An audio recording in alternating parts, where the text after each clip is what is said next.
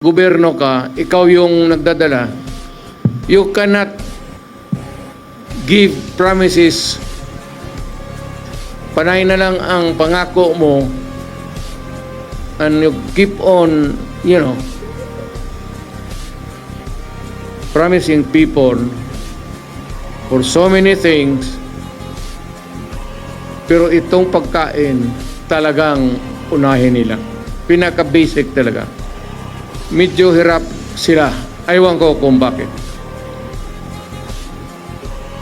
Ngayon, kung yung presyo ng bigas, yung presyo ng pagkain para sa Pilipino mas bababa ngayon,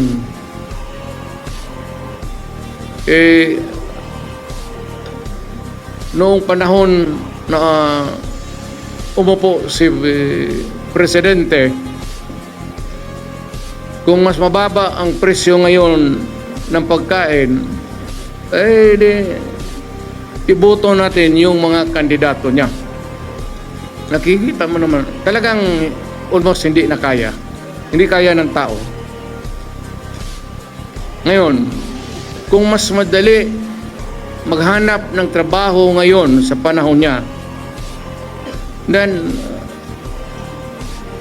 doon ka sa kanya, doon sa administrasyon.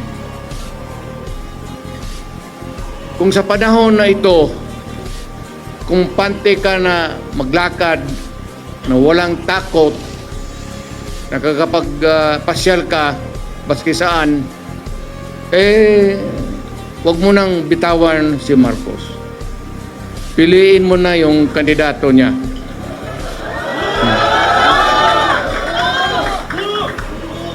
Pero pag sinasabi ko yung pag nagsasalita ako, gumaganyan ako, ibig sabihin ito yung kapalit.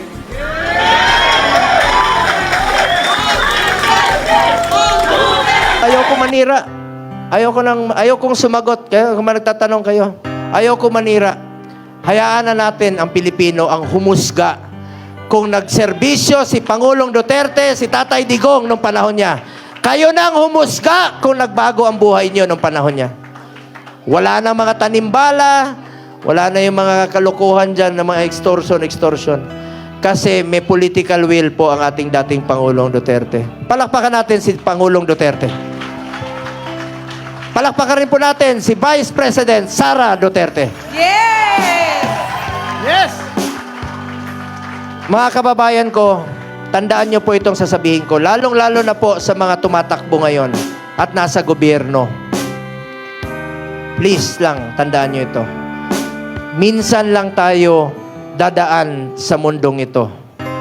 Kung ano pong kabutihan o tulong na pwede natin gawin sa ating kapwa, gawin na po natin ngayon dahil hindi na tayo babalik sa mundong ito. Katangian, sir, nakita niyo po sa kanya? Para sa akin, totoo. Napakatotoong tao. Ang feeling ko na, na talagang walang iniisip na masama pa para sa kababayan natin at sa bayan natin. Ako, nambit ko siya. Pinatawag niya ako sa Malacanang. Alam mo ba kung ano pinakain niya sa akin?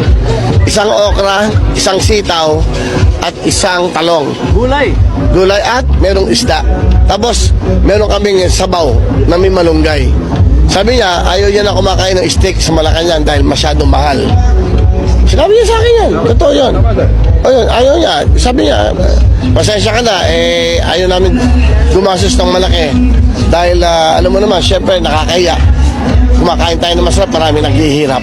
So, nung mula nun, sabi ko, ibang klase, saka ayaw niya magpatawag na presidente siya, mayor lang ako. Syempre, nadagdagan yung respeto mo. Saka nakilala ko Saka nung, hindi naman ako tumangay, nung sinabi ko lang sa kanya na hindi pa hukanda para maging senador o anong position. Sinabi niya, nire-respeto ko yung decision mo. Believe ako sa'yo.